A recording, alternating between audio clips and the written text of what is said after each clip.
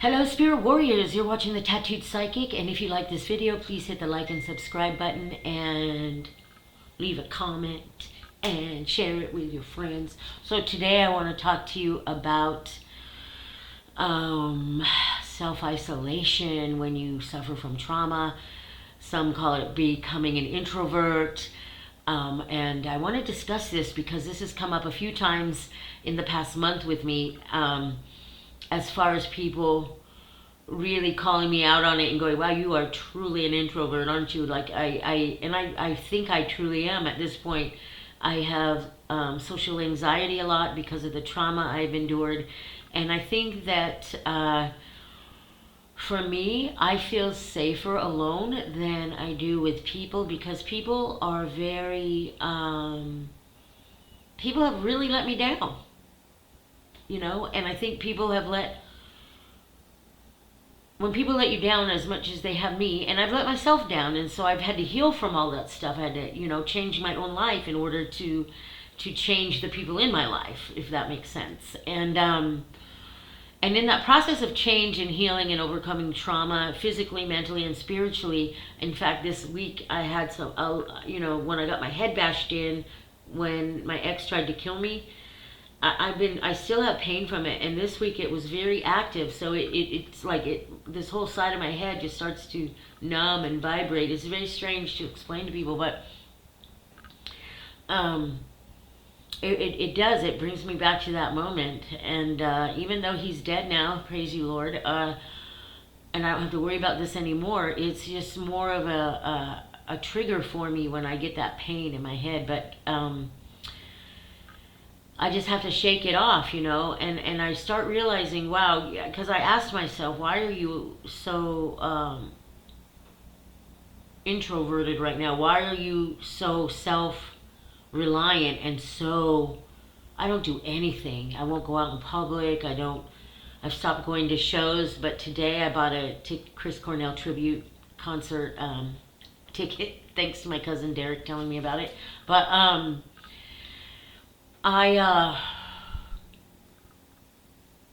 man, self-isolation is self-preservation as far as trauma victims go. And that's what I've learned through my own trauma and through my own experiences.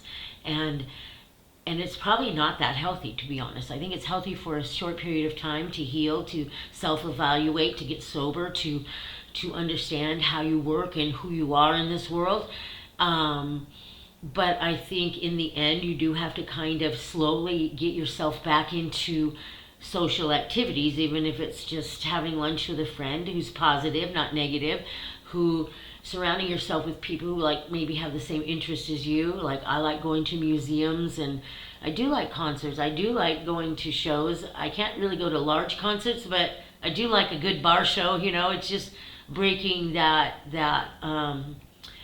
fear of social anxiety for me at this point. And I think it's possible. I mean, I've overcome a lot of things, so I'm working on it. And so I take baby steps and I slowly go out. But I think it is important for people who become self-isolated and become like introverted a lot, and just stopped the socialization that, I'm sorry, my phone, I hope it's not an emergency. No. Thank you, Spirit. That, I just want to say it's not healthy to self-isolate all the time. Now, there are other people who haven't really self-isolated. They're just lonely, right? For whatever reason, they just work on the loneliness. Now, here's the thing of what I've learned about people, introverts, people who have social anxiety. We don't really get lonely. Like for me, I don't have any attachment to people, like, except my children. I can literally walk away from anybody at any time and not even think about it. And this comes from my childhood. Keep that in mind. I was in foster home after foster home. You don't attach after a while because you're just going to leave anyway. So, and your heart will be broken if you love this person as a parental figure, even though they're not your parent. There was a couple foster receiving homes, not foster homes, that were really good to me, and I wanted to stay there, and it was just horrible when I had to leave. So I learned quickly just to detach, just detach, and I'm really good at it now. And I don't know if that's good either. I'm talking to my therapist about it, but I think that this is just normal stuff as far as trauma victims go. We become self-reliant, self-isolated. We don't become attached to people. We just prefer to be alone. It's where we find contentment. We don't argue with people. We don't have any need for any of that. It's we become more observers of life than anything, and one of the reasons I moved back to the city was so I could become more social and do those things. I haven't yet, but I am working on it. And but I do take myself on dates and I go to museums and stuff like that. But it's a process, I think. And my only advice to people who are introverts or self-isolating is realize that's okay for a short period of time to heal, to, like I said, get sober, do what you need to do to clear your head and get on a path where you know where you're going or have a general idea where you're going, and you understand when people are toxic in your life and they shouldn't be in your life and that type of thing. Like that's good to self-isolate and process all of that. But then we have to start socially becoming active again because we're human beings and we need that, and we learn from each other, hopefully. And hopefully in that process of healing and self-isolation you were able to become more aware of what you want in your life and what is good for you and what people are, and what people are good for you and not, and new people coming into your life, or you go by that first initial vibe, or are they going to be healthy in my environment or not? And if not, you can move on. It doesn't make you a bad person. It doesn't make you a bad person to know what's right for you in your life and to live your life how you want. And I know that for me, I think that a lot of people, because of the tattoos, honestly, and I'm a bigger girl, I think that people are intimidated by that. Or if I'm not like, oh, so thrilled to meet them, it's not that I'm not. It's just more I'm self-preserving, and that's how I am right now. It might not be like that forever, but right now this is things I'm aware of and I'm working on. And one of the things I love about self-isolating and introversion is learning about myself. That's really where, when you're alone, you learn a lot about yourself. And I know many people are afraid to be alone, especially women. And I know women who will put up with a toxic partner, an abusive partner, whether it's physical, mental, or spiritual, or all of it, and just because they're so afraid to be alone. And I'm not afraid of that. I would rather be alone than be with a toxic partner. So I think that for me, self-isolation made me grow up a little bit in my path. And I think as healers and women who suffer from trauma, and men too, because men get abused by women too, or same-sex partners get abused by each other as well, that we have to start realizing what we are worth. And for me, by preserving and self-isolating and self-preservation and preserving my space for me to heal, I was able to do all that, and I'm creating a new future for myself. I'm not 100% sure what I want, right? I'm not 100% sure because I haven't created it yet, I've been working on the healing process, not creating my future necessarily, and now it's slowly getting to that where Spirit's going, okay, now we can start creating the future a little bit. How are you feeling about this? What direction are we going in? And so we're piecing that together now. But my best advice is, if you're self-isolating, to self-preserve, that's, like I said, that's fine for a short period of time, but it is important for people who have suffered trauma to remember that there's a whole life out there, and interesting people. I've met some interesting people just by opening up a conversation. I look at their energy first and I'm like, oh yeah, me and them could vibe, and I open a conversation with them, and residents that live in my building, younger kids, and it's just so amazing, the people I've met. And I think that that's my way of tiptoeing back into socialization, are these brief interactions with people in the hallway or on the street. Just, hey, how are you? Just a minute or two conversation. Sometimes they go longer. The more I get to talk to them, especially the residents in the hallways here where we see each other all the time and have these interesting conversations, I notice the conversations are getting longer. So I think it's important to take baby steps, and I understand the fear. I mean, I've lived in fear a lot, and I understand the hesitation. I don't like to use the word fear because to me fear is a man-made energy and we create it.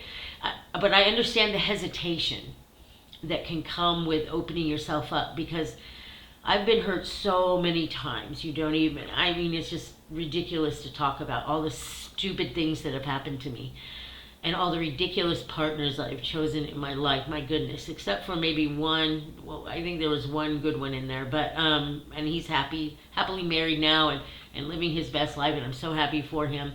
And that was a good one there. But the one thing, and I didn't know how to handle it. That was me not healing my trauma.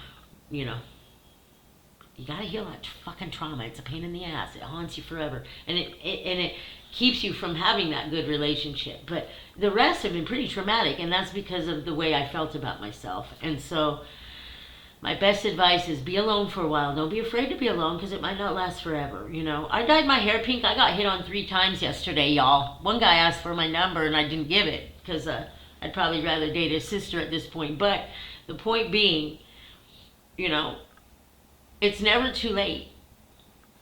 Don't sit there and create your loneliness. Don't sit there and say, I'm so lonely, I'm so lonely, I'm so lonely. You're literally creating that. Your mantras. Yeah. Don't do that. Gotta have my coffee. So before today's little video, I pulled some cards. I hope all that makes sense. If you have any questions, email me, readingswithfaye@gmail.com. I am going to start booking guests. I swear to God, it's just been this transformation. You don't even know. My year has been like so far. But I know some of you have had a year. I talked to a guy who's since January has lost six friends, family members to death. All right. One more card. Spirit says, da, da, da, divine order. Perfect. So, okay, there's somebody out there. This card kind of came to me, and Spirit said it's for a specific person. Creative writing. Make time, actually this is probably for all of us. Make time to write down your thoughts in a journal or pen an article or book. Okay?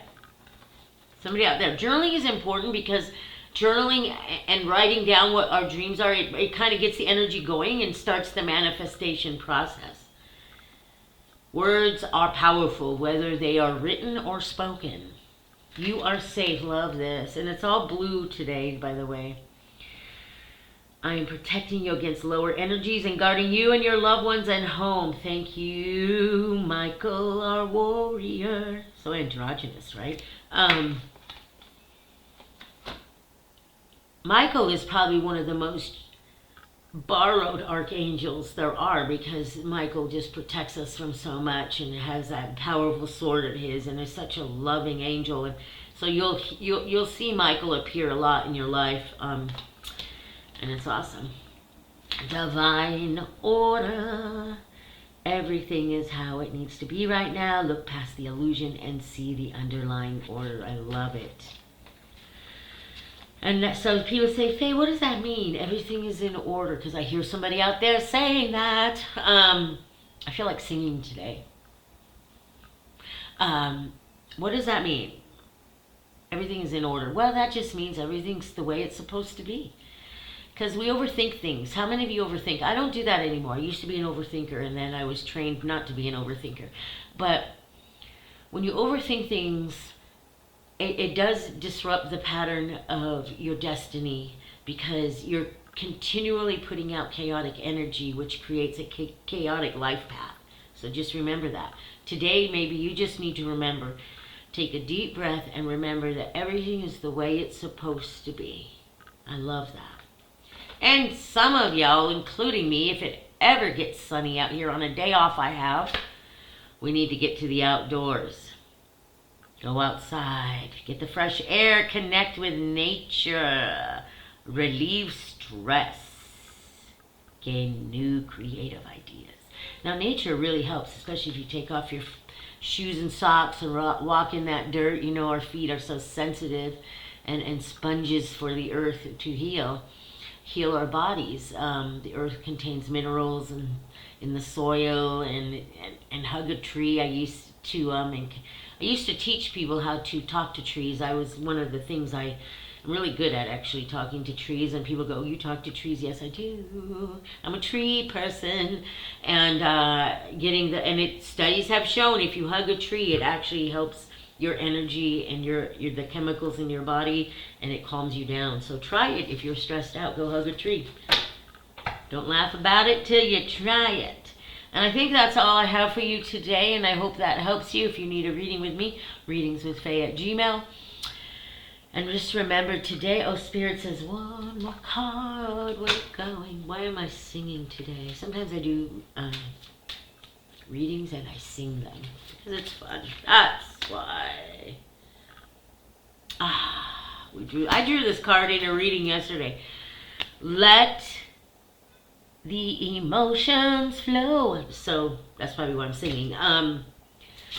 Okay, let me talk to you about emotion real quick. You've got to let that stuff flow. If you're holding stuff in, if you're hurting, my daughter is like this, she holds stuff in. Like, I'm like, cry, let it out, let the pain out, right? To me, we have to let the emotion out. I don't mean anger, lashing out at people. That is not what I mean, brothers and sisters. What I mean is let that pain, that emotion, that sorrow, that trauma, you can feel bad for yourself if you've been traumatized, if someone hurt you. You have the right to say, man, that fucking hurt. You have the right to feel that emotion and let that emotion flow out of you, right? Let the emotions flow. And if you're feeling love, let love just flow through you and exert out your body, right? And you also have to learn to control your emotion, negative emotion like hatred, anger, intimidation, that type of thing. That's not necessary in the world. People are really, we're logical beings. We can have conversations. Not everybody.